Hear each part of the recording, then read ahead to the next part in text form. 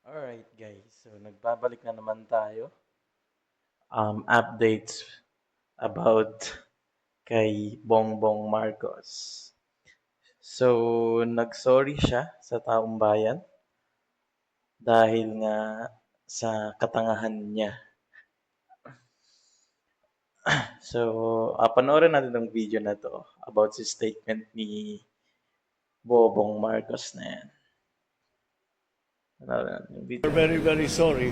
Hindi ko, siyempre lahat kami nalulungkot dahil Obviously, nalulungkot naman talaga sila sa pagmumukha. Tingnan mo to. Tingnan niyo itong mukha nitong katabi niya. Lugmok na parang siya pa yung dinaanan ng baha no? Hindi niya. napakataas ng ating casualty figures. At ito, karamihan talaga ay dinala ng tubig. Dahil sa laki ng tubig, dahil sa bilis ng parating ng flash flood. Malamang, kasi nga yung flood controls projects na ginawa ninyo ay kinurakot mo, no? At ng mga gabinete mo.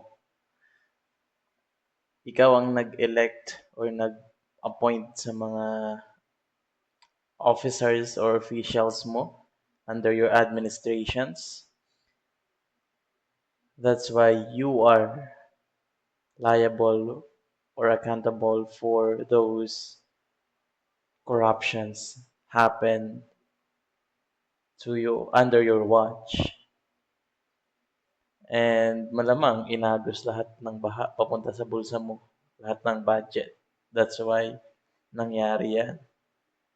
Ang sinasabi sa atin, ang pinaghahandaan ng mga LGU officials was a storm surge. Yung papasok galing sa dagat. Pero ang talagang nangyari, flash flood naman. Iba. See?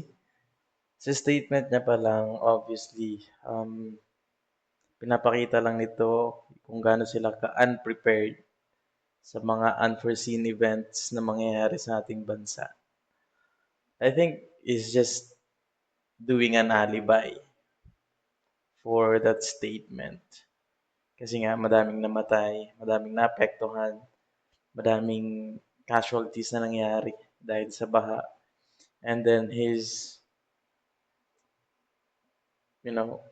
unacceptable reason ay hindi na paghandaan. Iba ang ini-expect.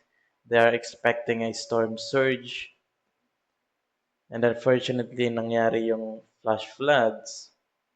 See, if you are part of the risk reduction management, I think nag-meeting naman siguro kayo. Obviously, you should prepared for every possible events na mangyayari, especially sa mga tulad niyan sa kuna. I'm really seeing this person is not fit as a president. I'm not saying that Sarah is good to be or fit to be a next president, but anyone could be a president as long as hindi si Marcos is not really fit as a president, to be honest. Wala siya sa katinuan para mag-manage. I think magaling lang siya mangurap and gumawa ng alibay. Iba yung nangyari. At hindi natin napaghandaan dahil iba yung in-expect natin. But Yun na nga, hindi na nga napaghandaan. Yun na nga yung tanga ka nga kasi. Pati yung mga officials mo na inelect mo sa pwesto. Pero pagdating sa corruption, ang gagaling nyo. Diba?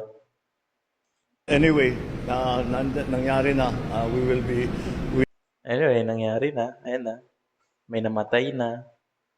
May mga pamilya nang nawalan ng membro.